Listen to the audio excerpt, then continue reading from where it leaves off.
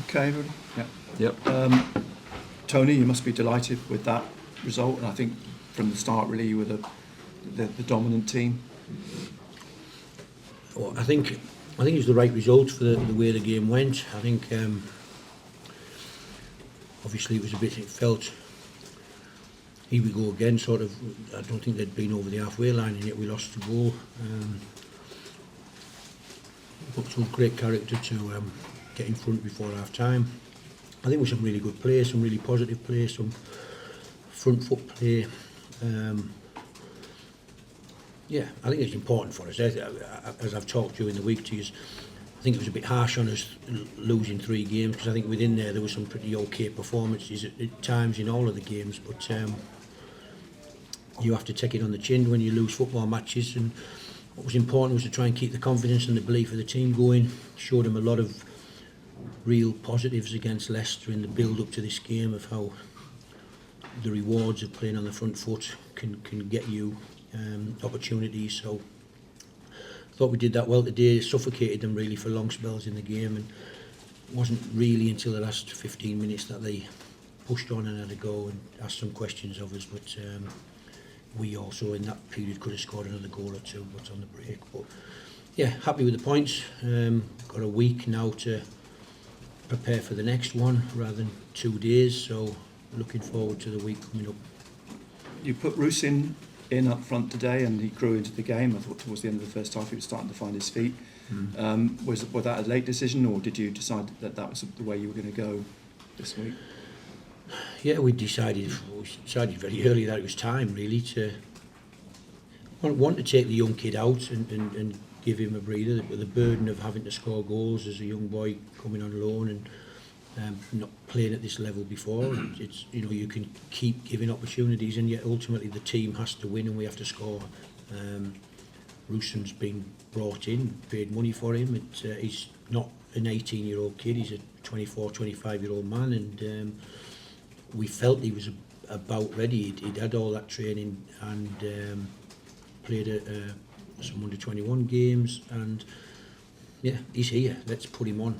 He was brought here as a striker, not necessarily a left winger or a right winger. He was brought here to play down the middle, and we had Timur in all our meetings this week, who's translating for him as a young Ukrainian player, and we even did a presentation in Ukrainian for him so that he could understand. But yeah, listen, pleased for him. He worked hard. As you say, he grew into the game. He'll be given another opportunity, and he's got to keep trying to grab them. Ideally, score a goal, and it was the same for Hamir really. It would have been great if he'd have scored one of them chances that came pretty late on for him. And it'd be nicer to have the dilemma of a couple of strikers scoring, and which one are we going to start with and which one are we going to leave on the bench, but that will come. There's lots of games, and they're all working hard, and yeah. So we're generally happy today, because I thought the performance level of the team right from the start was good. We talked in the dressing room before the game of Stoke game, particularly sloppy starts, both halves costing us, in a game where we had 17 shots at their goal and dominated generally, and yet if you don't start bright, game's 90 odd minutes, you've got to be ready and focused, and we did today. You'd hope, you said earlier in the week, to get Meander back involved, but he wasn't last night and wasn't today, so is that a setback? It's a very, very, very minor setback. That I think he probably could have been on the bench today, but if he's telling the medical department he's feeling his hamstring a little bit, even though he finished the whole training session yesterday, I made the call. I don't think it was worth, if he's feeling his hamstring a little bit and he's telling the medical department, let's not gamble with him. He's nearly there, he's nearly ready, he's done 3 or 4 full training sessions. He played a 90 minutes under 21 game against Hibs. He'll be in and around it over the next week or two, I'm pretty sure, but it just wasn't worth the gamble of throwing him in today if he's feeling anything, and so we left him out. It's like irony that the last 3 games you've not been given penalties by Premier League referees, and this afternoon you get a penalty finally. Yeah, listen, don't you try and drag me in on referees, don't you? It's don't. Part of the game. No, listen, I don't. The referees, I do say to the 4th official sometimes, listen mate, I'm telling you, that's not right. played it for 20 years, I've managed for 20 years. Why don't you see what's happening there? Why can't you see the either deliberate or not deliberate? I just feel sometimes they guess their way through the game, but anyway, it doesn't matter. No moaning about the refs today. We got a penalty, we scored it. Yeah, that's all right. And the ones that we didn't get, doesn't matter. Let's just keep going. Great. Thank you. Tony, after the couple 3 defeats and then going a goal down, I mean, there could have been a lot of pressure on the shoulders of what's still a young team. How pleased are you that they didn't play like that at all? I'm pleased. I'm pretty confident they still had lots of belief and confidence. I tend to talk to the analysts a lot and clip lots of really good clips from the games that we played in that we didn't win. Just to give them the belief that we are a good side. Don't ever forget it. In over 46 games, I think we'll win enough games to be competitive and forget the defeats. Yes, we have to learn from the defeats. Yes, we have to show them how we can get better, but also show them the real positive bits, the wide plays, eliminating defenders, people flooding into the box, chances that we have. And so I'm sure they all still believe that we're a really good team in this league and we can beat anybody on our day. So don't have any fear against anybody, home or away. Let's go and play and see. And we're going to lose some games, we know that, but we're going to win some games and let's see where it takes us. I just wanted to ask you about Trey Hume. How much do you enjoy his performance? He just looks like a player who really enjoys his role in the team. Well, Trey's grown into an international footballer now, and I think he's matured a lot. I do remember the first few months him knocking on my office door in an afternoon and having to sit down and having a chat about he wasn't getting a chance. You know, I knew nothing about Trey Hume, to be honest. He was just a young player who was in the squad that I think Gooch was probably playing right back at the time, or 09, and he just felt as if he was down the pecking order really.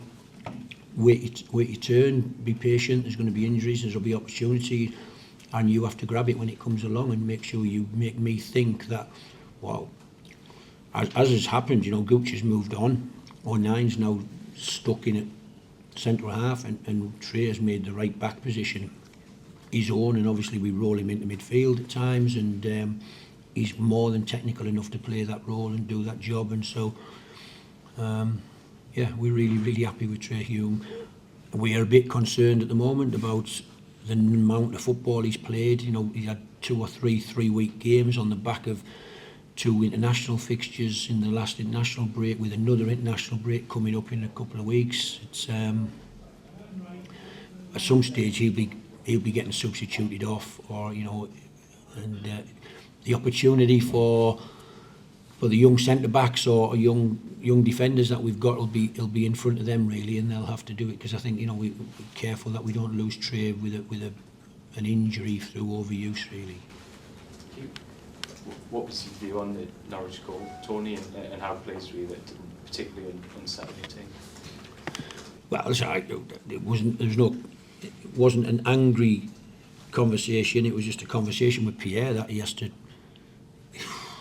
What's he doing, basically? You know, he's waiting for the referee. I mean, the linesman to put his flag up, and the fullback comes bombing past the wide player who was obviously offside, but the fullback wasn't, and we got caught really. And for me, there's no. It's fine. I think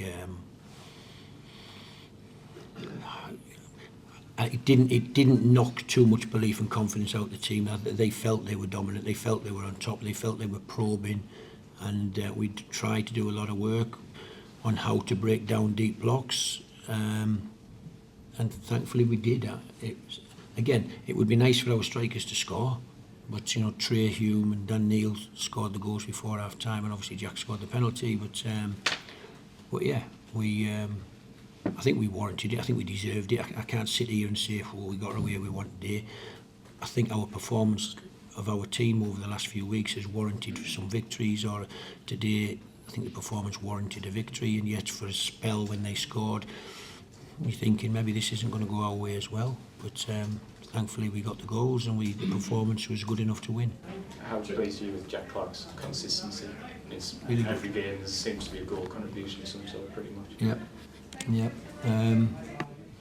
Listen, on the back of last year, because I know through the summer when we were talking about players and goals, and I said to you, you've got to score 70 odd goals to make the playoffs. It's who's going to score them, because Ahmed had gone top goal scorer, and Ross obviously got moved on, and where was 70 goals coming from? And I genuinely didn't think that Clark could get near his goal contribution of last season, which was 12, was it?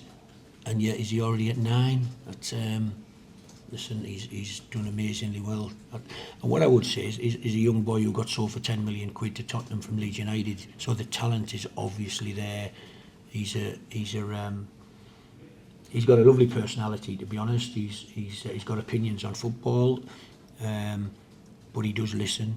I mean, especially he can't not listen when he stood right in front of me 2 yards away on the touchline and I'm screaming at him. But I just think he's amazing how tight he keeps that ball to his right peg when he's cutting inside and chopping and then straightening up again. And I've talked to him about hitting without backswing, without a backlift really. I think if you think of the great Thierry Henry and people like this, there was no backlift on when they almost bent it into that far corner. Jack still at the moment, he's taking a swing at it and a lot of his shots get blocked. I want him to work on, if you can picture what I'm saying, as you're dribbling, you almost don't break stride and you finish without the backswing, without winding it up, because defenders, as I was one, see the wind up, anticipate the shot, lunge and block. Whereas if Jack's travelling and he has no backlift and just passes it with the next stride into the far corner, it's another goal. And I think, hopefully he'll develop that over the season coming, and will be lots more of Jack cutting inside, threatening to shoot, another touch without a big backlift, he passes it into the far corner, and I think he's a wonderful talent. And so we had big bids for Jack in the last window. We'll have to see whether big bids are coming in the next window and see what the club's thought patterns are on Jack Clark moving forward. Just on Jack, Tony, obviously he was a huge player last season, but having Ahmad gone back to Man United, did Clark see it as a challenge to almost step up again and fill that void as well? Probably. Listen, you maybe need to have him sitting here, and I don't really want to talk for Jack to the point of I can tell you what he is. He's a nice lad. He's a very stereotypical footballer who meshes around with his hair and his shorts and his socks and his boots, and always looks $1 million when he comes in his fancy tracksuits and his funny shoes. But I don't know. Listen, what I keep, I like Patrick Roberts. Patrick, how many goals, how many assists? Look at Jack. Why can't you do the same? It's I want them to almost compete for goals. Patrick has to start putting some in the back of the net as well. I know Jack takes penalties, but I think I couldn't sit here and say that Jack's more talented than Patrick, and so he needs to add goals as well. He needs to get in the box more. He needs to be more selfish with his finishing, and hopefully the goals will keep coming from both sides of the pitch, and then when the centre forwards catch fire and we can get to that, towards that 70 goals that we're going to need to have a good season. And I know you said you maybe didn't expect or didn't think he could match his goal involvement from last year, but 9 already goals. How many can he score this season? He's top scorer now. I mean, can he finish the season there? Yeah, I don't know. I hope so. Listen, if we can play like we play at the moment, I'm really positive on the front foot, having a lot of attacking moments in games. And also what you would suggest about Jackie is absolutely devastating when we're having to defend and break away, because he has a huge aerobic capacity to keep running, which is why this club had played him at wing back. Before I got here, he was playing left wing back. So Jack Clark can run all day and he can run fast all day, which is a huge attribute to any footballer. So I don't see him falling off. I think he will keep scoring. He will keep hurting teams. His ability to jink inside, outside, mix his game up, which he does now. He goes down the outside probably just as much as he comes inside and uses his left foot to try and cut back. He has to stay positive. I hope he's enjoying his football, and hopefully the club do everything they can to ensure that he stays here and helps us have a successful season. Nice one. Cheers, guys. Thank you. Thanks, Colin.